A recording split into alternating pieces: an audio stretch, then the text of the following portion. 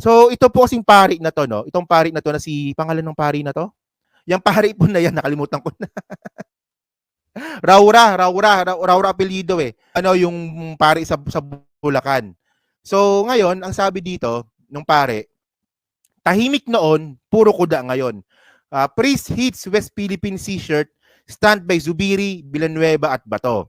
So, ang sinasabi ko lang kasi dito mga kababayan, alam naman po natin na meron po tayong separation of church and state.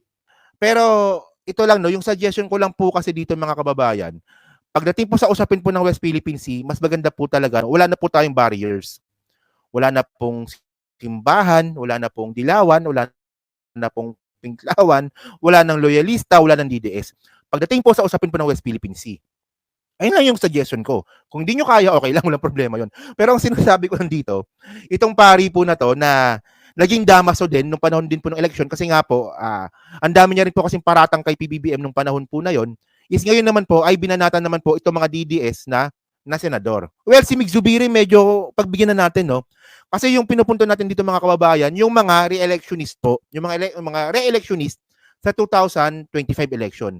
Nakatulad nga po ni Bato, ni Bongo, ni Tolentino, si Villanueva rin ata, di ba? Pati si Villanueva rin ata, no? Ang sabi dito, marami sa kanila ang tumahimik dati noong ang Pangulo ay si Duterte. Habang ang China, ligayang-ligaya tayong binubuli. Raura said. O Raura nga, no? Si Raura. Tahimik noon, kuda ng kuda ngayon, he added. Para hindi ko nabasahin, ito, pakinggan na lang po natin itong si Father Raura. Ako talaga, hindi talaga ako fan ng mga religious leaders na nagsasalita about politics. Pero about West Philippine Sea, ewan ko lang, parang gusto ko nang pagbigyan. Pag sa West Philippine Sea lang pero sa usaping political, wag. Kung maaari lang. So ito po sabi nga po ni Father Raura. Nung nakaraang laban ng Pilipinas, FIBA World Cup, ba't tuwang-tuwa ang maraming Pilipino sa laban kontra China? Parang yun lang kasi pinanalo natin eh. Tuwan-tuwa talaga, very high yung spirit natin. Kaya lang, yung pagiging high ng spirit na yan, para bang nalubluban ng malamig na tubig bigla. Nang makita ang mga senador na ito, binlurred ko na yung mukha para hindi nyo makilala. Kaya lang dapat pala, hanggang tuktok ng ulo, binlurred ko. Kasi may nahahalata kayo kung sino. Bakit parang disappointment yan sa pagsasaya ng maraming Pilipino? Kasi yung t-shirt nila ang nakasulat, West Philippine Sea. Father, ano ngayon?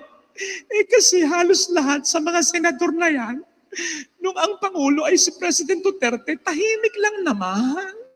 Hindi naman talaga nakikipaglaban ng ganyan. Tapos, ganyan? Hello? Sinong niloko nyo?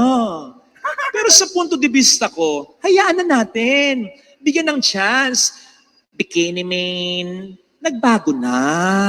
Diba? Sana, yun nga lamang, sana, hindi pa huli ang pagbabago ng paninindigan nila. Ay, wag nang pag-usapan yan. Sa Ebanghelyo na lang. Wala lang, kasi pagdating po sa West Philippine Sea po talaga, syempre, alam niyo naman po siguro yung paninindigan po natin dito. Basta sa ikabubuti po ng West Philippine Sea, wala na pong barriers para sa akin. Dilawan, pinklawan, o kahit ano pa, o kahit na DDS, basta West Philippine Sea lang ang usapan. Pero pag usapin po ng political, hiwalay po tayo. Pero ang nakakatawa kasi dito, actually kasi, ito babalikan ko lang to, no? Lumang issue to eh. Pero napaka-unethical naman po kasi talaga. Kasi ang event po na yun ay basketball. Baka tinaluan po kasi ng, baka tinaluan nila ng usapin po sa West Philippine Sea. Kasi po, mga kababayan po kasi, yung sports po kasi, ayan po, ang isa po sa mga nagbubuklod po sa buong mundo. Isipin niyo mga kababayan minsan, merong Olympics, isipin niyo, kunwari Olympics ngayon. Kahit po na nagkakagera po yung Ukraine at saka Russia ngayon, pagdating po ng sports, makakasama pa rin po yan. So, hindi po talaga ethical. With due respect lang po kay, kay Mig Zubiri, no? Kasi si Mig Zubiri medyo gusto ko pa siyang pagbigyan eh.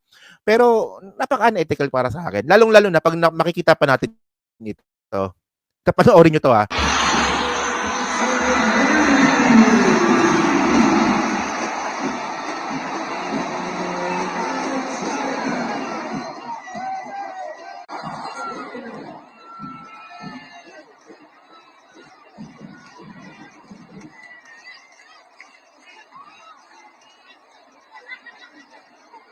nung napanood ko to, sige na nga, palagpasin ko na nga. Di ba, kung maalala nyo, di ba, hindi ko nga to ginawa ng content eh. Kasi parang, sige na, palagpasin na lang po natin. Pero mga kababayan po kasi, nung nangyari po kasi to, no, nung nangyari itong event po na to sa FIBA, wala pang isang linggo, biglang nagsalita po itong si Bato. At ngayon po mga kababayan, para po mainis po tayo lalo, pakinggan po natin yung sinabi ni Bato. Dito po kasi, no, ang gusto ko lang kasing puntuin dito mga kababayan, iba po kasi yung iba po yung ginagawa nila sa sinasabi nila. Pero dito po kasi mga kababayan, hindi ko po talaga makuha yung punto ni Bato de la Rosa dito pagdating po sa West Philippine Sea. So ang event po kasi, no, yung pangyayari po kasi, nauna po yung FIBA, no, nauna po yung FIBA na nagsuot nga po sila ng t-shirt na West Philippine Sea, and then wala pang 1 week, ito na yung ginawa ni Bato. Napaka-inconsistent po talaga. So panoorin natin to, ha. Prepared are we as far as defense preparedness is concerned? I don't want to be a warmongerer here.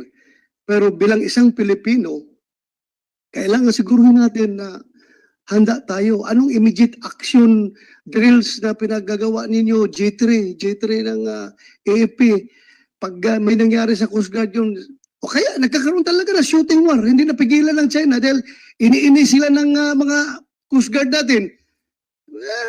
Come over here, banggain nyo kami. Binangga nga ng sino yung Philippine Coast Guard. Tapos, Kita niyo mga kababayan kung anong logic ni Bato de la Rosa dito. Nakuha niyo yung sinabi niya. Ang sabi ni Bato de la Rosa, o sige, paano kapag nagkaroon ng putukan? Kasi iniinis daw po natin yung China. So ibig sabihin nun, kapag binangga pala tayo ng China sa teritoryo natin, tayo pa pala yung nangiinis. Di ba? Nakuha niyo yung point mga kababayan? Di ba? Ang lakas ng loob nila Bato. Kay Bato lang talaga ako nainis eh. Kay Villanueva tsaka kay Zubiri hindi eh. Pero kay Bato ako nainis talaga eh. Ang sabi ni Bato, pag ganun pa nung t-shirt nung nung FIBA eh. Pero wala pang isang linggo, biglang babanat ng ganito.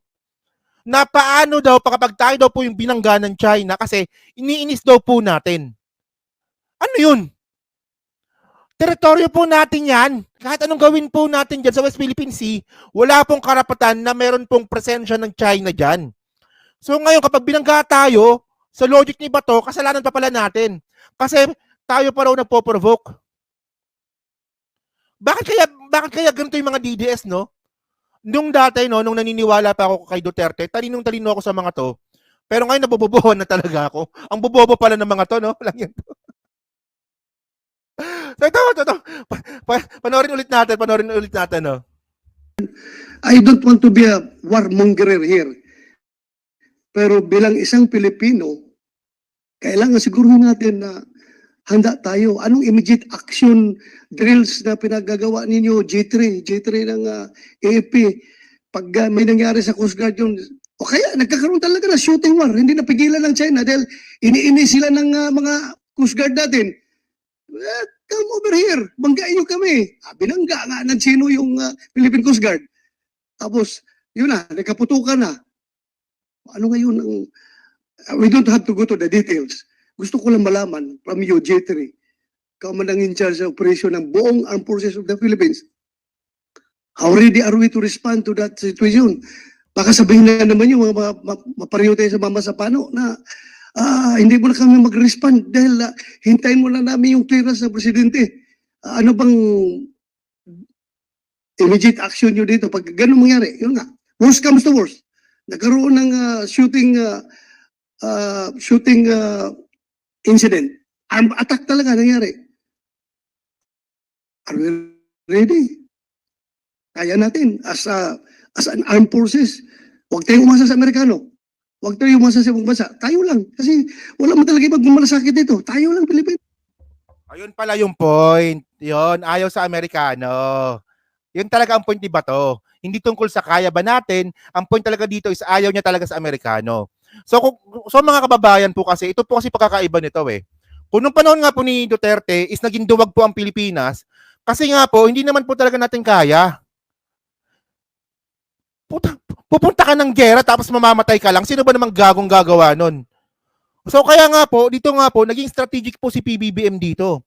Kung willing naman po talaga tumulong ang ibang bansa sa atin, at syempre, ako naniniwala ako na meron pong kapalit yan, hindi naman po kasi ganun yan eh. merong kapalit yan, political man o kahit na po pera siguro, kailangan natin gawin kasi nga po, tayo rin po talaga magsasuffer kapag nawala po sa atin yung West Philippine Sea. Ang daming resources dyan. Merong isda, merong langis, at saka merong utak. Sana meron ding utak para sa mga DDS, di ba? Para mabigyan natin ng utak yung mga DDS. Pero ang punto ko nga dito, no, ang ginagawa kasi nila ba to, kino-cover up nila yung katangahan ni Duterte. Kasi alam naman po natin na bad trip po talaga si Duterte sa Amerika. So dahil nga po sa pagiging bad trip ni Duterte sa Amerika, siniraan ni Duterte ang Amerika. Ganun lang naman ka-basic yun eh. Hindi ko naman sinasabi na perpektong kaalyansa natin yung Amerika. Pero syempre, ang pinupunto lang natin dito, kino-cover up nila yung kapalpakan ni Duterte dahil po sa pagtabla po natin or pagmura, kasi minura ni Duterte si Obama eh. O sa pagmura nga po ni Duterte sa Amerika. Ngayon, pinagtatakpan nila ngayon si Duterte at ginagamit nila dito yung armed forces natin na kung mas maganda sana na tayo na lang. Tayo na lang, walang tulong ng ibang bansa. Sino ba namang bobo na presidente o kahit na lang hindi na presidente, kayo ba? Kayo? Makikipag-boxing ba kayo kay Pacquiao? Subukan yung makipag-boxing kay Pacquiao. O talagang yung talagang taya buhay. Subukan nyo lang kung gagawin ninyo. Wala naman tangang gagawa ng ganun. Ganun po kasi yung logic po nga ng mga DDS eh. Lumaban tayo kahit hindi natin kaya. Kung di ba naman gago, no? Subukan nyo makapag-wrestling kay Batista. Tapos itayan ninyo buhay ninyo. Sinong bobong gagawa nun? Yan po yung ideology po ni Bato. Ni Bato tsaka ni Robin Padilla. Gusto nila tayo lang. Well, kapag tayo po ay tinulungan po ng US, ang gagawin naman po kasi ni PBBM dyan, is magde-develop na rin naman po kasi yung armed forces natin. So, pag kaya na natin, sabi nga ni di ba sabi nga ni Secretary Gibo Chidoro, pag kaya na natin, hindi tayo na lang. So, sa ngayon, nasa critical stage tayo, gamitin natin yung mga kaalyado natin. Ganoon lang maka-basic yun eh. Bakit hindi makuha ng mga tangang tono? So, ito pa, continue nga natin, ang dami ko na sinabi, sige. Ikaw, G3, kaya natin. Mr. Chairman, Your Honor, sir, we will be ready when the time comes. And in fact, we are preparing the necessary contingency plans with the supervision of the Department of National Defense for all eventualities, especially in the ongoing missions in the West Philippine Sea. So but with that time, with all our capabilities, with the Armed Forces of the Philippines, the Navy, and the Air Force, the Army, and the Western Command, we will be ready. Thank you. At with the time comes, tawagan nyo kami ni Senator Robin Padilla, Senator Tolentino, Senator Jingo, Senator Risa. We will go with you. Dala kami ng armas. Lalaban kami doon, samahan namin kayo. Pag dumating yung panahon na yan, tawagan nyo lang kami. Sasama kami sa inyo. Yes, Huwag kayo maglala. Thank you very much for that assurance. Chairman? So sabi ni Bato, kapag nangyari daw po yung putukan, tawagin daw po sila at magdadala daw po silang armas at sasama daw po sila sa West Philippine Sea. Isama nyo na si Digong. Isama nyo na si Duterte. Siguro kahit naman siguro hirap na maglakad yon kasi may tungkod na, di hindi ko nga alam kung kaya pa magbuhat ng baril nun eh. So ito lang no, napaka-illogical kasi ng tanong. Kasi mga ka-streetwise mga kababayan, kapag nakaputukan na po talaga, wala na po talagang choice ang Philippine Army po natin, ang armed forces po natin, kundi lumaban. Ang pangit kasi dito mga kababayan, no, masyado yung minamaliit po yung army natin, yung armed forces natin, sila po ay trained para po itaya ang buhay para sa Pilipinas. Tapos tatanungin ninyo kung ready ba. Siyempre, sasagot talaga ng ready yan. Kasi nga, nakaprogram na po sa utak nila na yung buhay nila ay itataya nila sa Pilipinas. Siyempre, ready yan. Kung di ba naman tanga yung tanong. O, tama nga, Ma'am Edna, no? Yung utak nga, bato din yung... Hindi nga, di ba? Kasi ito lang, no? Sa hindi lang po kasi nakakaalam. Kaya ayoko po talaga sa China. At saka mas nakikisimpatya po ako sa mga sundalo. Kasi po, kami po, lahi po kami ng sundalo. Hindi lang ako ng sundalo kasi lumandi ako ng maaga eh. Kasi bawal na kasi sa sundalo na papasok ka, nakasal ka. Kaya ako, ang aga ako nagpakasal eh. Nag-aaral pa ako, nagpakasal na ako. Hindi alam ng magulang ko. So, nung papasok na ako dapat ng Air Force nun, wala na, hindi na pwede. So, by the way, kaya yung simpatya ko po talaga is sa sundalo kasi po, napapaligiran po ako ng mga tito, tita, pinsan ng mga sundalo. So, napaka-illogical kasi ng tanong na kayo ba handa ba kayo? Syempre handa na yan. Kasi once na pumasok po ang isang tao, especially po ang Pilipino sa sundalo, naka-program na yan sa utak nila na itataya nila yung buhay para sa Pilipinas. So anong klaseng tanong 'yon? Na nakahanda ba ako? Syempre nakahanda 'yan kahit po na outnumbered 'yan, kahit po na alam nila na mamamatay sila, nakahanda 'yan. So ang tanong kasi dito mga kababayan, kailangan pa ba talaga mayroong mamatay na sundalo? Kailangan pa ba talaga Bato de la Rosa na may mamatay na sundalo para patunayan na nakahanda talaga ang mga sundalo natin? Basta utak DDS talaga mga tanga eh. Sa totoo lang, buti na nga lang hindi ako naging DDS eh. Naging Duterte supporter ako pero hindi naman ako naging DDS. Ganun na lang gawin ninyo. Tawagan nyo si Baudigs. Padalhan nyo ng AK47. Ewan ko lang kung mabubuhat niya pa.